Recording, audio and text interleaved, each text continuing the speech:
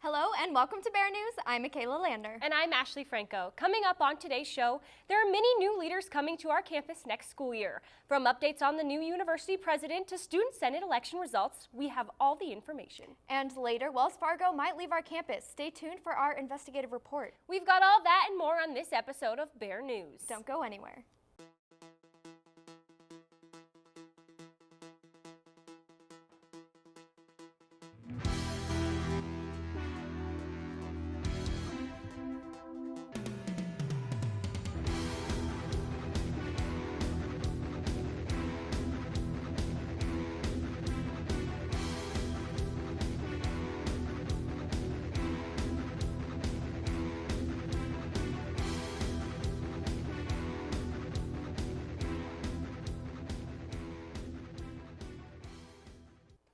With just 3 weeks left in the semester, the Presidential Search Committee announced the finalists for the university's highest office.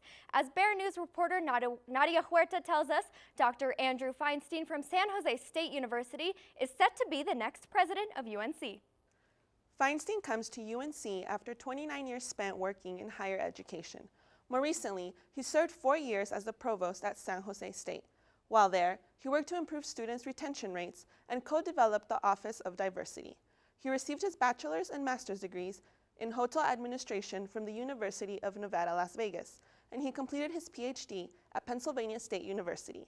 Feinstein says, "I look forward to building the outstanding reputation of UNC and the leading campus through the completion of a comprehensive campaign that will provide resources for future generations of UNC Bears." State law mandates that the university wait 14 days after choosing a finalist before actually hiring a new president. So, future President Feinstein can't be formally appointed until April 24th. Thanks, Nadia. Until then, UNC plans for students, faculty, and staff to meet Feinstein April 16th and 17th. Do you know who will be the next governor of Colorado? Well, there's a chance that he or she was on campus at UNC this week.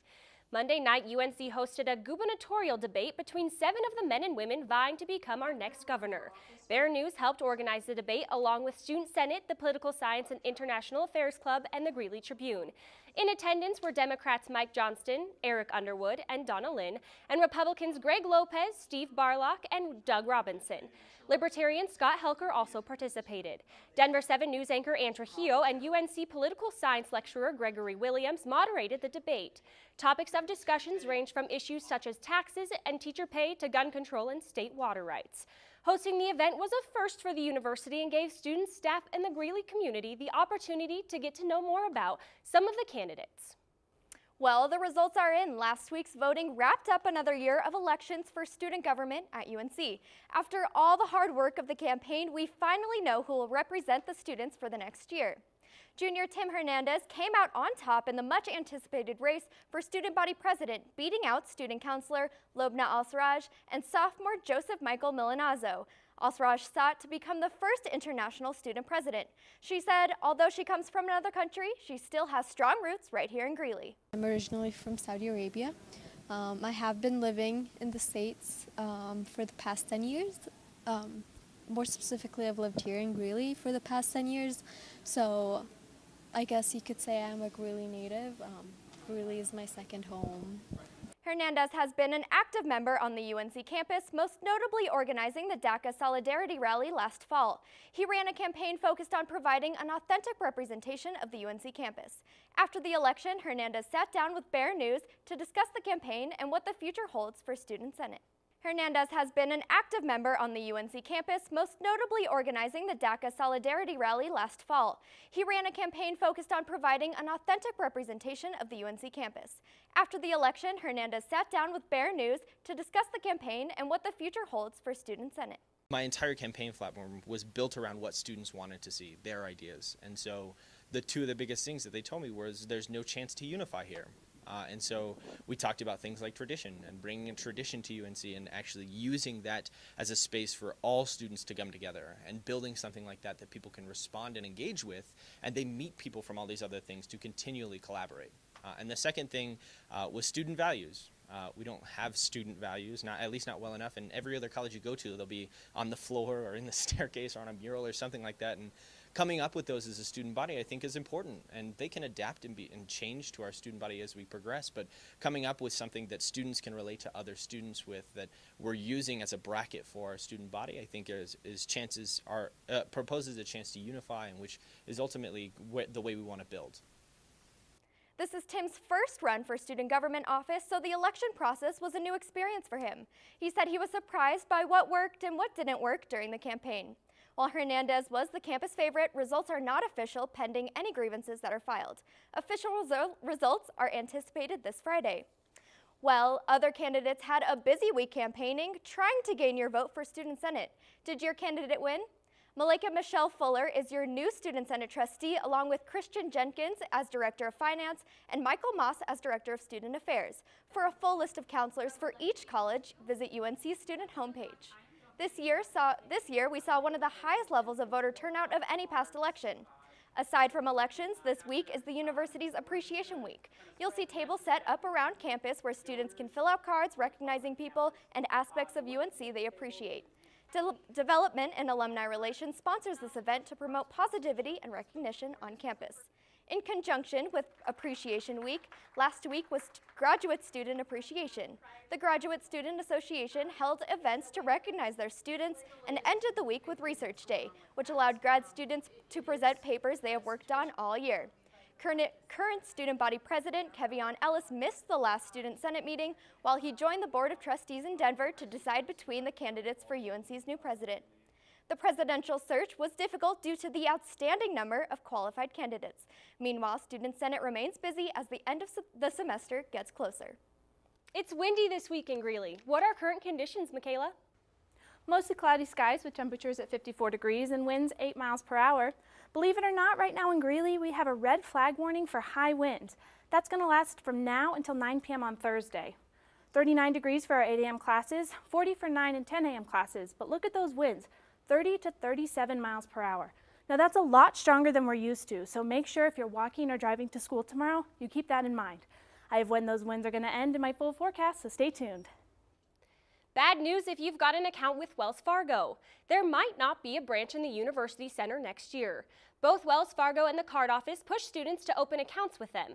But this perceived convenience might mean drastic changes soon, and as BearNews reporter Logan Garcia tells us, nearly 80% of students have accounts with Wells Fargo. He's got more about what this change means for you.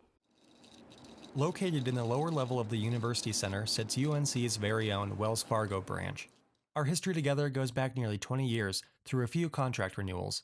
UNC usually starts looking for new partners in these multi-year agreements every 10 years, and their current banking contract with Wells Fargo is reaching its expiration. Crystal Swain, Assistant Legal Counsel and Chief Procurement Officer for Purchasing and Contracts, said that the university kept their request for proposal process open for about 2.5 months and are still evaluating what they've received. We received proposals back in, and then those are currently under evaluation by a team of university officials looking at identifying who our banking partners should be based on the proposals we received. Priscilla Franzen, the branch manager for Wells Fargo in the UC, said that she still hasn't heard back about the proposal they've submitted. Swain says there isn't an exact date for making a decision, but they hope to soon. I don't know. I mean, I don't have like an exact date per se. We are shooting to do that sometime this month, but certainly things could delay that, but I don't anticipate that happening. She also said the RFP outlines 3 main components: the UNC ID card solution and student services, but also treasury management and merchant services. And that's why we wanted to bring the students in, up front to kind of find out what was important there. So we made sure that as part of our evaluation process, we were doing the best that we could to accommodate those needs. She did note, however, that each component could be awarded separately, meaning if they wanted to keep the Wells Fargo branch in the UC, that might be an option.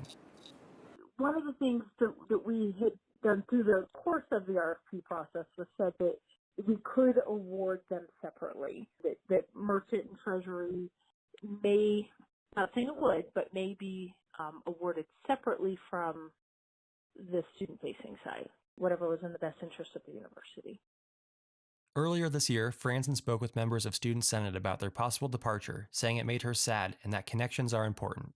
You might have seen her teaching an informal personal finance class in a residence hall, something she does outside of work. She said, "I live here too. Connections are very important. It has nothing to do with Wells Fargo and no pressure. It's only financial education." Franson declined an on-camera interview citing company policy, but provided BearNews with written answers to our questions.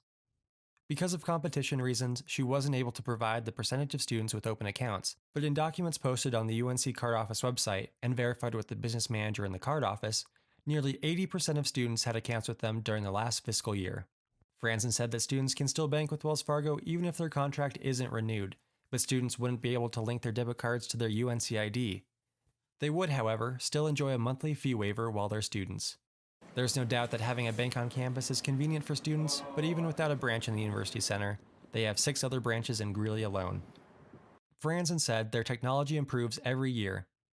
But what they're not telling you is that many of these features have been standard across a number of other banks for years. With online or mobile-only banks popping up quite frequently, many tend to cruise on the cusp of innovation by introducing new features quite regularly. Oddly enough, JP Chase recently launched their own mobile-only bank too. Simple Bank, calling themselves a delightfully human way to bank, introduced their card locking feature back in January of 2013, nearly 4 years before Wells Fargo did. If your card ever gets left behind, just block it from the app until it's back in your hands. And that linked Bear Card and Debit One card? Turns out it might not be totally secure. Most card issuers started using chip-based EMV cards in 2015, but the One card still doesn't use this technology. You also can't link it with mobile wallets to make contactless payments, something many vending machines around campus now support. If that's something you want to take advantage of, you'll have to use their Wells Fargo Visa-branded debit card. So here's the bottom line. If you're happy with Wells Fargo services, great. Franson said nearly 80% of students keep their accounts open after graduation. But there's a lot you should do in research before opening an account with any bank. Reporting outside the Wells Fargo branch in the University Center, I'm Logan Garcia, BearNews. Some good news. There are a couple other Wells Fargo branches fairly close to campus. We'll keep an eye on the process and keep you posted with any updates. If you're wondering why parking was a bit of a hassle on campus last week, well, we have answers. For 2 days, UNC put on a teacher fair, better known as Teacher Employment Days, or TED Days.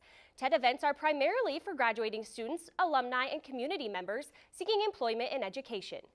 One notable event was a bullying prevention discussion by guest speaker Dr. Dorothy L. Espialage. Espialage is a professor of psychology at the University of Florida and received an APA Lifetime Achievement Award in Prevention Science. The audience listened intently as she shared her statistics and studies about bullying. Espialage dispelled myths and noted that children who engage in large amounts of bullying have high social capital. One study provided by Espialage suggests that homophobic name-calling in middle school is a precursor to sexual harassment behavior on college campuses. TED Days are both informative and a great way for education majors to get connected in their field. Well, if you're looking for a dreamer community on UNC's campus, look no further than the organization Caminando Unidos. Jessica Pimentel started the club to help students achieve academic success and have a safe environment to convene. The club achieves this goal by offering study hours, tutoring, retreats, and events. The club also started and raises funds for the Dreamer Scholarship, which helps dreamers pay for school. Caminando Unidos also reaches out to Dreamer high schoolers and first-generation students who need help with school. If you're interested, they're always looking for new members. It's just about the end of the semester, and that's when many campus organizations send their seniors off with farewell events. That includes UNC Veteran Services. Last Friday, Veterans Services held its military dinner to celebrate the UNC military community's achievements. Attendees wined and dined at the formal event in Zoe's Cafe. After dinner, the ceremony began with a brief introduction from Veteran Services Director Dan Turnabo, thanking the Veteran Services staff for their hard work. Then they recognized the seniors, with each getting a graduation cord and certificate. Turnabo also announced the student inductees into the Salute Honor Society. Salute is an acronym for the organization's values, which are service, academics, leadership, unity, and tribute. Salute honors student veterans who are in line with those values. Salute also offers scholarship opportunities for graduate and undergraduate veteran students. You can find more about UNC Veteran Services and other benefits and support they offer at their office in Rhodabush Cottage in Central Campus. Definitely a great event hosted by our university. Well, stay tuned after the break for a full weather forecast by meteorologist Michaela Lucero. And later, 2 cultural events entertained and informed students last week. We have more after this short break. Hey, I'm Anderson Cooper. As a parent, you want to make sure that your child knows how to deal with bullying when they see it happening. And chances are they want to help, but they don't really know how. Teach them that the best thing to do is calmly walk away, find a teacher or other adult, and speak up. And do your part. Be that adult they can talk to and trust will listen. Join me to help stop bullying. Go to stopbullying.gov to find out more. You sure you don't want some? It's chamomile. Listen, you are extremely terrifying. Just the scariest undead subhuman thing on TV, and I really mean that. But I am worried that you could give my kids nightmares if they see you, so I'm gonna have to block you. So that's it. Oh, and tell the zombies they're blocked too. Welcome back to Bear News. I'm meteorologist Michaela Lucero. Right now, Denver's in the 60s, northern Colorado is in the upper 50s, and the mountains are in the 60s. On campus, we're at 60 degrees with winds at 6 miles per hour. Across the country, we have high temperatures. Parts of Texas are almost at 100 degrees, but that's going to cool off tomorrow. Places like South Dakota and Wyoming will barely get to 30 degrees. For Denver tomorrow, we'll be at a high of 20, northern Colorado with a high of 40, and Pueblo will be at 35. Now those winds are sticking around. They'll be high tomorrow, mostly between noon and 3 o'clock. They'll be strongest towards the later afternoon, but they'll dissipate towards the end of the day. Our record high for today is 80 degrees, our record low is 12, and the average is about 46. There's not a whole lot going on the radar looking at Colorado, but if we take a closer look, we see a rain-snow mixture just to the west of Fort Collins. But we've got a big old storm coming in this weekend. This storm's going to come in tonight and into Friday morning. It should persist all day tomorrow and move out as we head into the weekend on Saturday. Tomorrow for our overnight lows, we'll be at 35 degrees, northern Colorado will be at 30, and southern Colorado will be at 25. Here on campus tonight, we'll be at 40 degrees with winds at 26 miles per hour. Now that's really strong. It'll make it feel like more 26 degrees. Tomorrow morning, we'll have a sunrise at 6:23 a.m. with temperatures at 37 degrees, and then a sunset at 7:36 p.m. with temperatures at 33 degrees. 6 a.m. will be at 36 degrees, 38 for lunchtime, and 34 at 6 p.m. For our 5-day forecast, I'm seeing snow tomorrow with 41-degree temperatures, 53 on Saturday, 64 and sunny on Sunday, all the way up to 73 and partly cloudy skies on Monday, and 63 on Sunday. It was all flowers, grass skirts, and lays Saturday night at the University of Northern Colorado. UNC's Hawaii Club hosted its 27th annual Luau Saturday at the University Center. The luau is a traditional Hawaiian celebration used to share the unique culture, rituals, and aloha spirit with UNC and the surrounding community. People piled in quickly when the doors opened at 5 p.m. They shuffled all around the crowded ballroom to see what the luau had to offer. In one corner stood a shop with Hawaiian souvenirs for sale. People bought treats, clothes, books, drinks, and much more to steal away a piece of Hawaii. In the other corner stood a photo booth with props for families and friends to snap some pictures. About an hour into the celebration, things started to settle down. That's when 2 members of the Hawaii Club blessed the food so that everyone could eat. Everyone got a little taste of Hawaii for dinner. From rice to stir fry to coconut, the options were limitless. As the hours passed, people continued to mingle and celebrate the culture. Then came the moment everyone was waiting for. At about 7 p.m., the Hawaiian music came on and the hula dancers came out. Both soloists and groups took turns entertaining the audience and expressing their love for the culture. The room filled with booming voices cheering and singing along with their friends. Throughout the night, people continued to connect with one another and celebrate the culture and the people of Hawaii. The Hawaii Club strives to be a social support network in order to help students make the tough transition into college a smooth one. Hawaii Club meets weekly and is open to anyone. In America, we say welcome, but in the Philippines, they say maligayang pagdating. The University of Northern Colorado hosted Filipino Cultural Night last Thursday at the University Center. Over the hour, UNC student J.B. Lokes shared his experience in the Philippines with the audience. Lokes was born in the Philippines and spent his Christmas vacation there. Using a PowerPoint, he shared pictures and stories from his trip.